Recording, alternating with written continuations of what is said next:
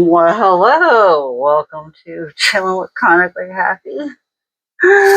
I'm starting off my video with a face mask. It's not sticking too well to my chin. My mouth opening is a little. They're stuck. It was stuck. Alright. I got some of my lips there. There we go. I'm trying to get the coverage. It's hard to move my face with this on. So yeah, here's a face mask. I'm trying to smooth the lines out. I look like a totally different person. Holy cow. That looks kind of scary. It really looks scary.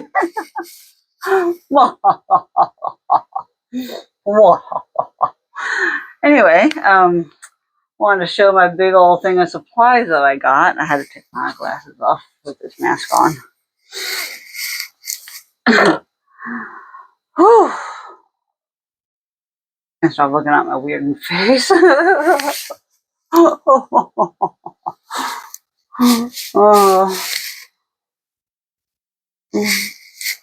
I would not look good without eyebrows.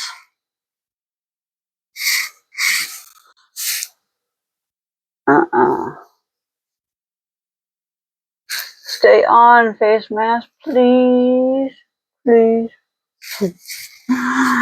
Alright, so I finally got my new book for my Hyzentra infusions. So every month I get a big styrofoam cooler full of these awful ice packs that leak.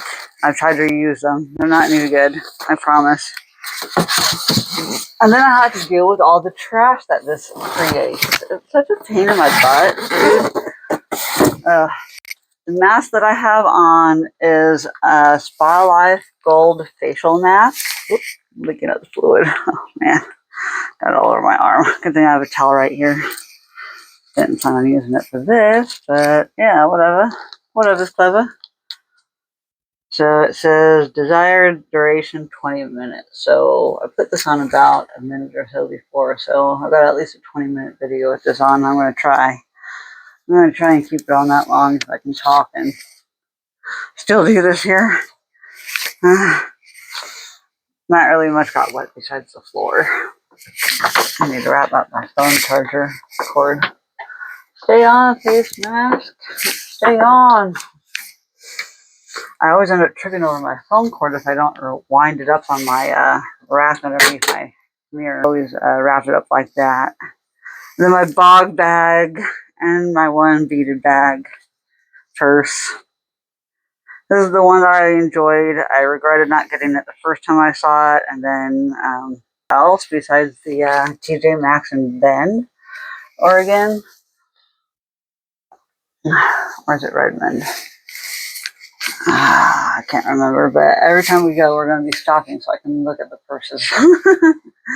There's going to be a long time before I get back there. It just so happens that they had the Tiffany Company purse not too long ago, and I'm just wondering if I missed it at the beginning of the month when I was there the first time. And I'm like, I could have seen it, and I didn't even realize it.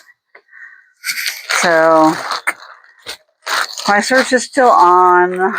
I haven't done any content creating it because, I didn't get that much viewership, but I am starting to get a little traction on my iHeart Raves haul. So I'm going to continue doing my iHeart Rave hauls when I order things. And then also my side quest didn't get as much viewership, so I haven't decided whether I'm going to continue doing that in front of camera or not. But look at all these supplies I have to put away, guys. And I don't have in my bedroom, so I use my little tote, cubicle thing to put all my supplies in. But look how much trash this generates. I hate trash. Use my dirty laundry on the floor. I have to go put that in my hamper.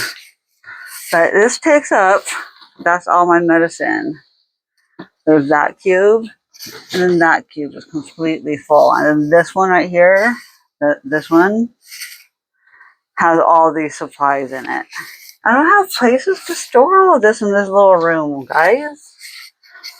I eventually want to move out on my own again, but I'm gonna give my mom and dad like a few years by themselves without anybody in their house. But I don't know what that future is gonna look like with my uncle right now. My uncle's health has gotten pretty bad lately. I have 2 videos to post right now. My gas can from yesterday, and then this one that I'm recording right now. I'm just trying to get all my supplies in order. So these are all the needles. Here's all the, actually not all of them. I have these right here too. So these are the rating tubings. So these are what control how fast the liquid gets pumped through the pump. If these are longer, it takes a long time. If these are shorter, it's less time. So they're called rating tubes. So those get their own bag within the bag of my needle sets. And then I have paper tape that I don't ever use. That goes in a bag. Well, I think I'm going to keep needle sets separate. So those are going to be needle sets and rating tubes. Those are separate from the rest of my supplies. So I can try and layer it in this cube so it actually fits. And these are all the actual syringes that these are the needles that hook up to this. They just screw on to the tip of the syringe. They have no needles on them. The needles are actually in these little things right here. The needles are inside these little plastic things. They're not very long. They're only like this long in needles, and they just stick right into the surface of the skin and pump the fluid underneath my skin. And it makes big old liquid bubbles of liquid underneath it. It's pretty noticeable sometimes. And sometimes it doesn't distribute evenly, so then it's bigger bumps in some needles than others. Like this was my big one. It was raised like this much. I'm serious. It was raised so big after this last infusion. So these right here are what transfer the actual medicine that are in the boxes that you saw in the other 2 cubes. That's what they're like syringes like this big around and like this long. I think it's kind of silly why they couldn't like make a pump to fit those needles by having to transfer them from one needle to or one syringe to another syringe. But whatever. And then they sent me gloves so I can stay sanitary while I do the infusing. And then we have lots of alcohol wipes. I use 2 per site, so I can wipe off if any dirt in the first wipe, and then the second wipe sanitizes it. That's how I feel about it. You know, sometimes I sweat, and I have to make sure that the surface is completely clear before I just stick in a whole bunch of needles in me. Actually, I'm going to put these alcohol packs in this bag so I don't lose them separately within all the other supplies. And then I got these Tagaderm patches that go over the needles while they infuse. So those are going in its own bag. Plus I have all these gauze pads, which I put underneath also Tagaderm patches. So I use both those. Gosh, talking's taking a lot of energy right now. I'm gonna have to rest. And then I have these towel drapes that I put all over my mat when I do my infusions. These are the directions on how to do it, but I don't need to look at it anymore, so. But at least I have a sanitary surface to put all my supplies on while I'm infusing. So I'll throw that in there. And then I have to keep my EpiPens. I have a fancy case for those. It just opens up like that. There's my EpiPens. And they fit perfectly in this, so if I'm out and about and I have to take these, I have them with me. And I don't have to like worry about how to store my EpiPens. And then I have my pump, my journal book of where I infuse. These are all the sites that I can infuse at, and I just rotate the sites every week. And then I just fill in the blanks. There's all the ones left. I had to start using other parts of my book because I got to the very last page and I had to start writing down just, I had to write down the location I wrote, infused. I did not write arms on this one. I need to write arms. Oh, I'm not feeling good. I need to lay down. So I got those in there, and I have absolutely nowhere to put my blood pressure and thermometer and my pump. Because all these supplies took up my entire cube. So now where do I put these other pieces?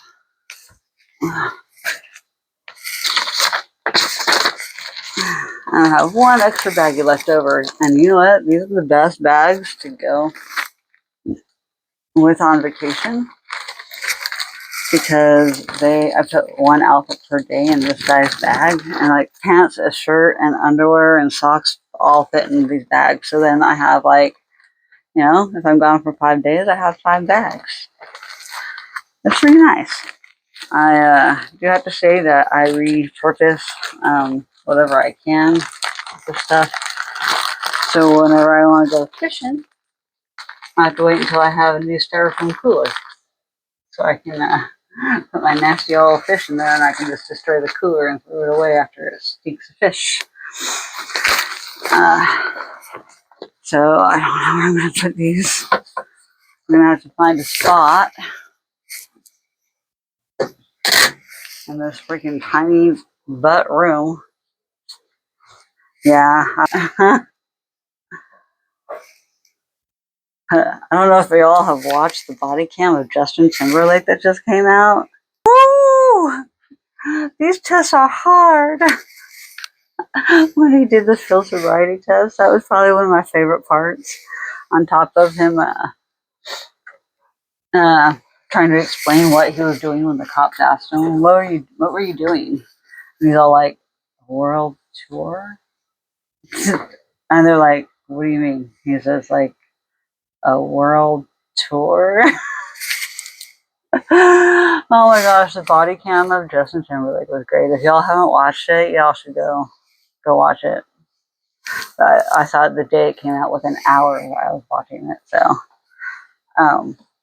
in my life lately, in general, I just finished this puzzle.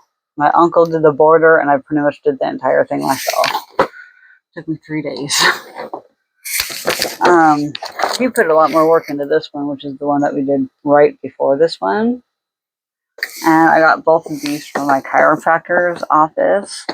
I guess there's somebody that leaves puzzles and takes puzzles, and so we started contributing to this program of a puzzle reuse trade-in program at my chiro's office. Other than that, I did want to talk about something that really irks my it just pisses me off so bad, because insurance companies are a fraud. And it makes me so mad that the place that did my tethered cord surgery is taking advantage of the VA. And, well, trying to take advantage of the VA. So I have the paperwork right here, right in front of you. Alright, so you want to know how much my surgery cost according to this? Just to get cut open for no reason. I had no tethered cord, so we cut me open for no reason. I mean, not necessarily no reason. We ruled it out at least. Look at these numbers. My room, I stayed in the hospital for one night. Physical therapy evaluation, pharmacy, of course. I had to hand over my pain management medicine that my pain management doctor prescribed for right after surgery. Like, he gave it to me beforehand. He gave me my bottle of Dilaudid and extra buprenorphine strips to take as he directed, which he said take the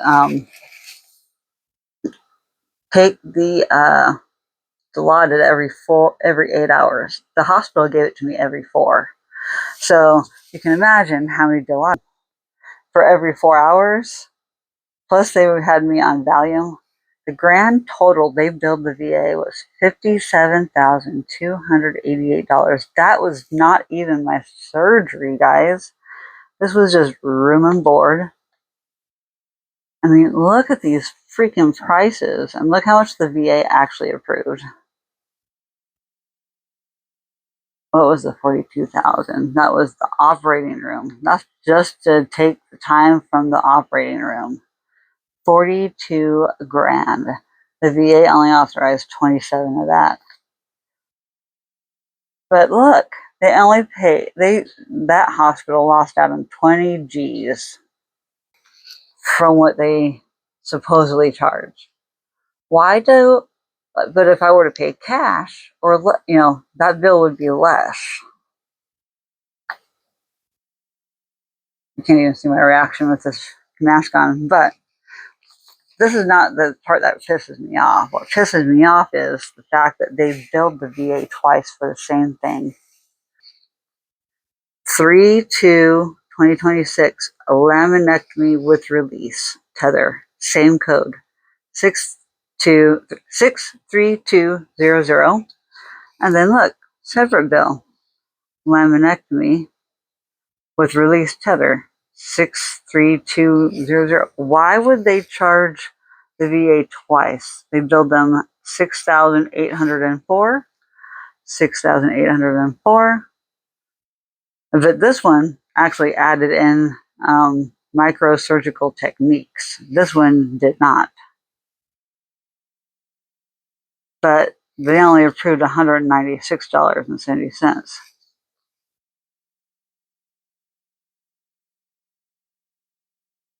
They approved it for $1,446 here. I mean, they got $1,630 plus the $196.70. Amount billed, VA approved, non-covered, paid to provider, $1,630.44. But then they also got an extra $196.70. I want to know how they can charge for the same surgery twice.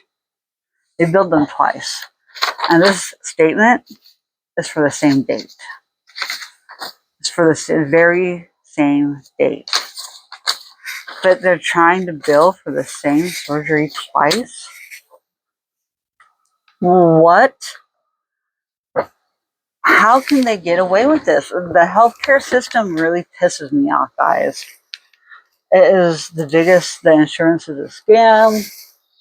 They bill insurance companies more because they don't get reimbursed. They don't get reimbursed for the services that they provide. I don't know who's getting screwed over more. The hospital that's overcharging, or is it the insurance company that's just not paying enough, so then they have to bill them twice to try and get more money out of them. I've been wanting to make this video for a long time about that paperwork. I haven't filed it away yet just because I wanted to make a video on it, because this is a problem. And then the fact, why didn't the VA catch that they're trying to bill them for the same thing twice? Like, who are the people that are working for who is it that's approving these dollar amounts? Who is it that isn't catching that they're getting charged twice for the same procedure 2 times?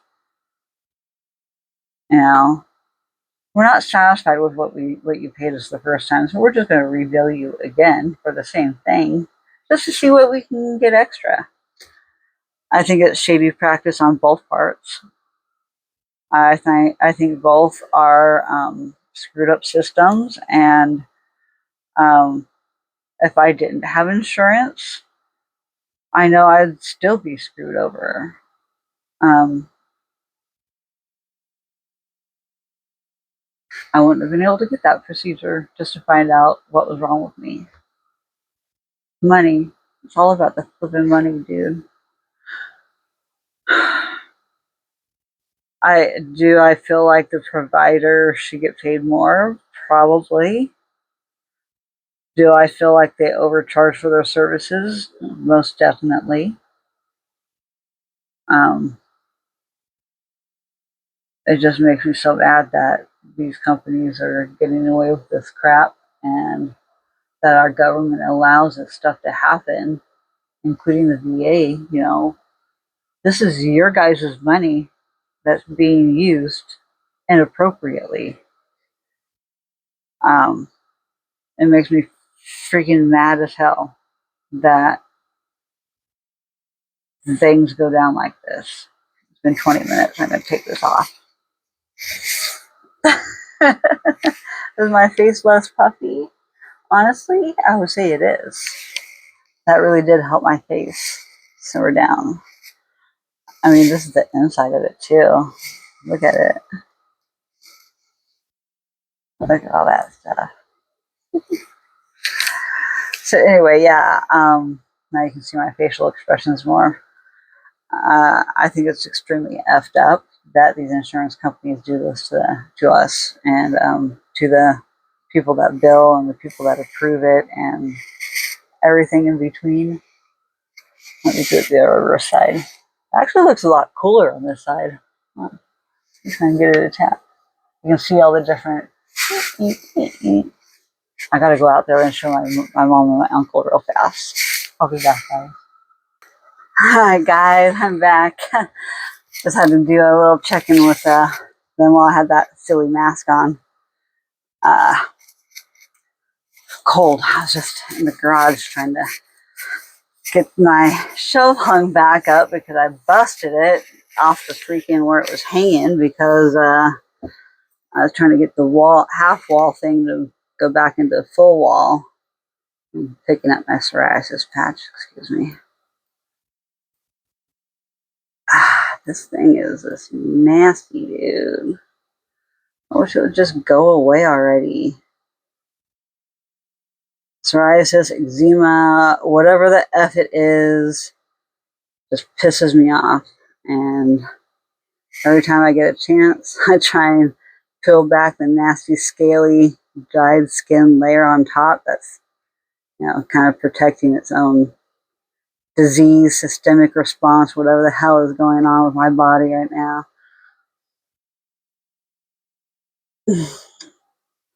My doctor appointment this morning went pretty good with my naturopath, my ND, my EDS pain management doctor. She doesn't manage my pain at all. We just manage everything EDS related, pretty much. I have a different pain management doctor that manages my pain. I would love to look at the skin underneath a high-powered microscope. I would love to see what this looks like underneath that.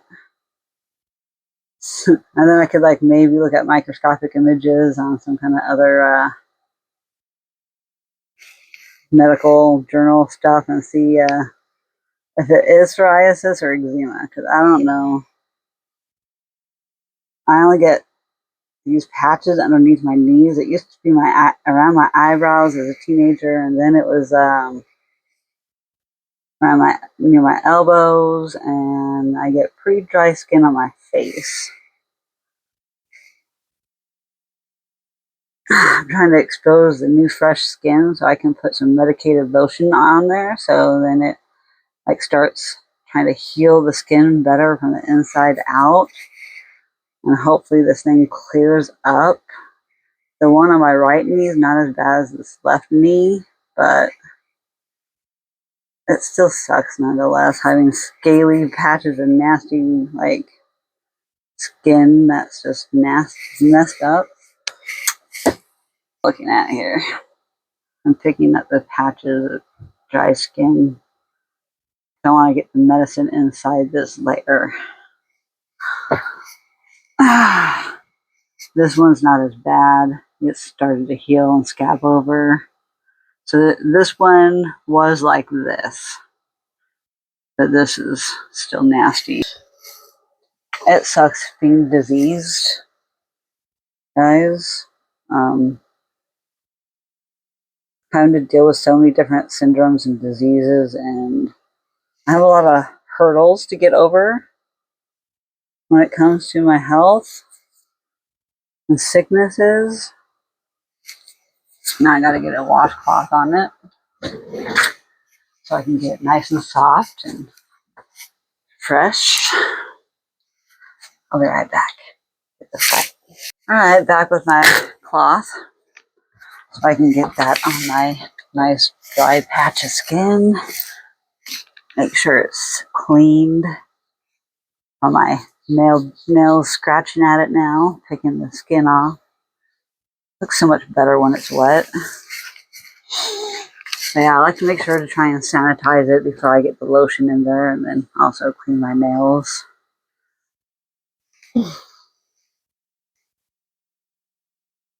I want this to go away. I'm being very aggressive with it.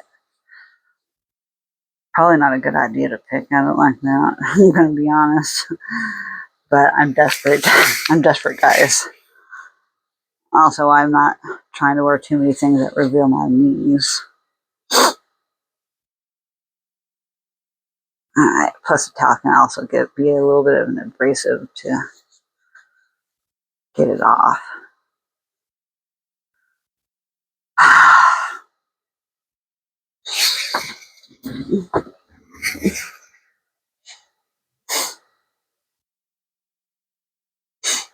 I hate having jacked up skin.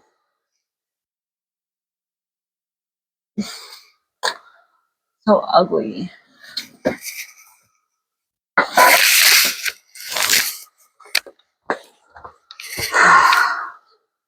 Medicated lotion, which stings. I rub it in real good, get in that layer of skin and protect it from the nasty overgrowth of skin that's all malformed. Then I let it just kind of fester in there and just hang out. Excess, lots of excess. And then put some extra medicated lotion on my legs. I feel liculitis. My mom shaved my legs the wrong direction.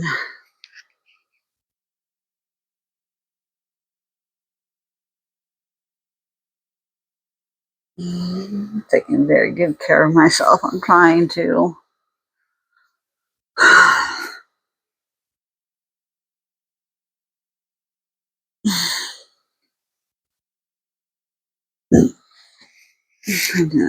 I'm not even scraping this one. I'm just going to put lotion over it, and I'm going to compare the two. Maybe I won't pick at it next time before I put lotion on. I'll sting less.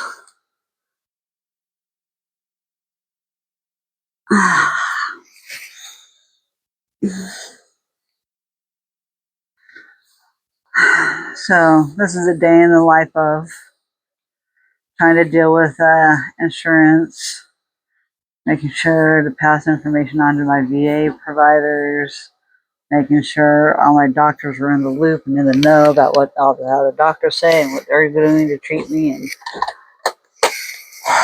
whatever they can do to help. So I had a hospital survey to fill out. But there's also a Medicare website to go to. So guess what I'm going to do? I'm going to go to the Medicare website and I'm going to make another complaint with them. And I filled out their survey about the nurses that were jerks and were late giving me my pain meds while I was staying in the hospital. I remember them being very rude to me. Like, they did warn me and say they were helping a new patient settle in. But that doesn't take all of the nurses. There's more than one nurse. And so I appreciated all the care when I checked in. But if there was a patient that needed assistance while I was getting settled, I wouldn't have minded them stepping away for a second to help their other patient have pain medication. But that's just me. I'm not a person that is a nurse. I don't know what it's like doing their job. But as a patient, it wasn't cool for them to be late with my pain meds. And I don't care what you're effing doing. Make sure all your patient load, if you can't handle it on your own, then maybe you should consider having more people on your shift. Okay, nurses, don't come after me, please. But like, come on. It's around the clock. You should have a timer or something, or you know, I shouldn't have a call thing unanswered for 30 minutes. 30 minutes. Don't Do they not understand how much pain a patient can be in?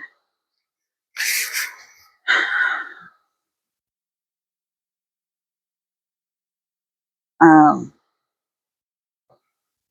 yeah, don't be late giving me my meds, please. That's all I ask. I will give you patience and kindness in return. I'm sure another patient would understand that you need to step away for a second to get medicine, or send somebody else in your area, or ask for assistance from somebody else to help you. I don't know. I don't know. But there's got to be a solution to what that scenario could have gone a lot better than the way it did. Um, so, anyways, I made my opinion known about that on the survey. That's what these surveys are for. So, if you're ever dissatisfied with your care, but whenever I am, if something extraordinarily great goes on, then I'll fill out a survey. But unless it's extremely terrible or an extremely amazing experience, I'm not going to fill something out. I did have this other freaking survey to fill out for the Million Veteran Program. Military Experiences and Toxic Exposure Survey. So this is going to be asking me about what I was freaking around, like asbestos, flame cutting, Agent Orange, Agent Blue, extreme heat injury, extreme cold injury, IED, intake of bromide or anti-nerve pills. I mean, there's just like all kinds of different questions on this survey. Smoker fumes from burn pits or natural dust storm, exhaust fumes and cluster and generator fumes, tent heater smoke. Yeah. I wish they would like. I wish they would. I guess, how often did you wear hearing protection such as earplugs or earmuffs when exposed to loud sounds or noise at your longest held civilian occupation? Okay, so a lot of those questions I feel like don't really pertain to me specifically because I was in the Navy on a ship. So I wish that they would do more of these surveys that are geared more towards Navy, because Navy.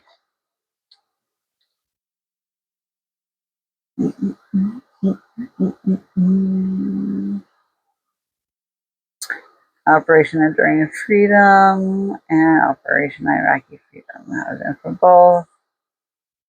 Operation New Dawn. Never heard of that one.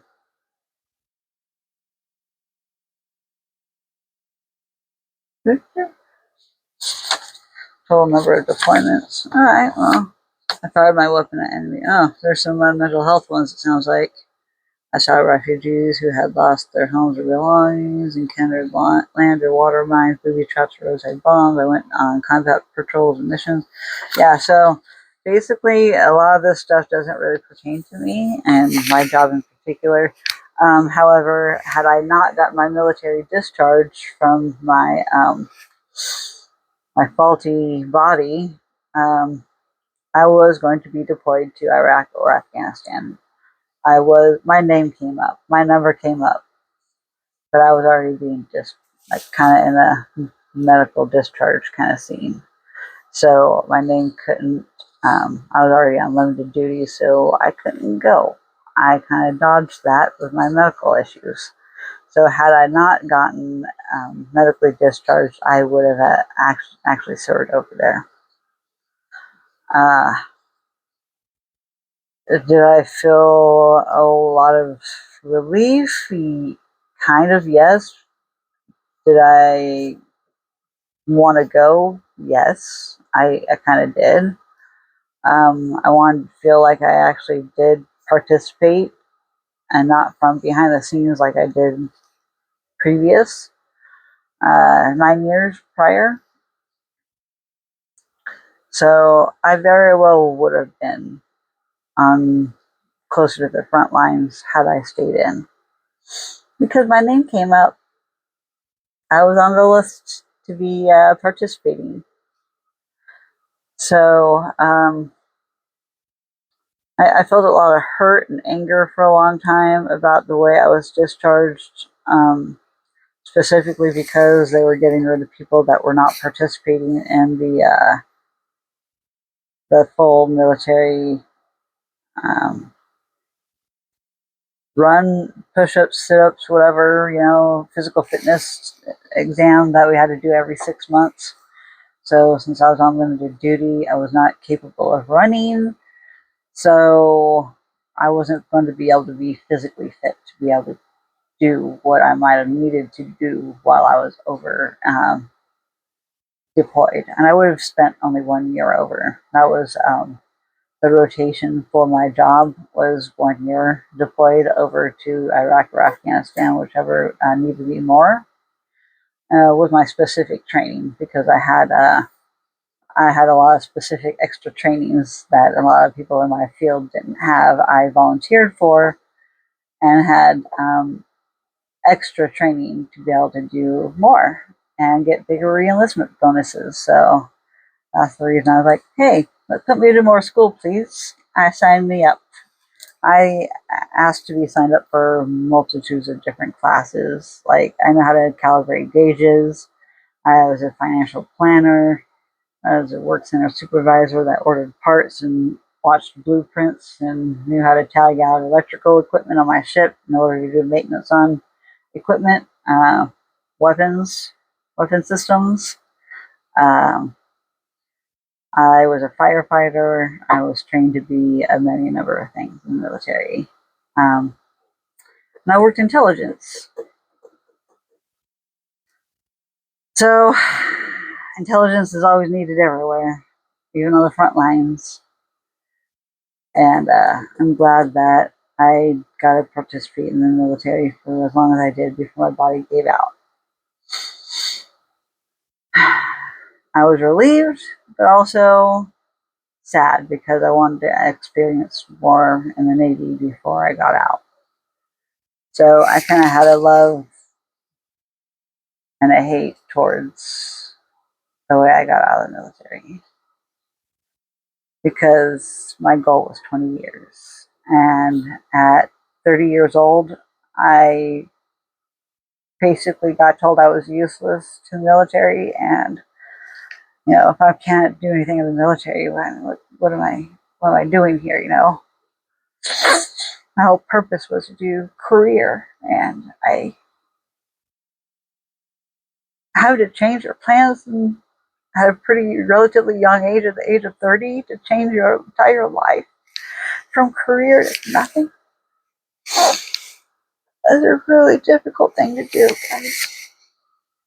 I had to learn at a young age how to limit my body from doing certain things because I can't.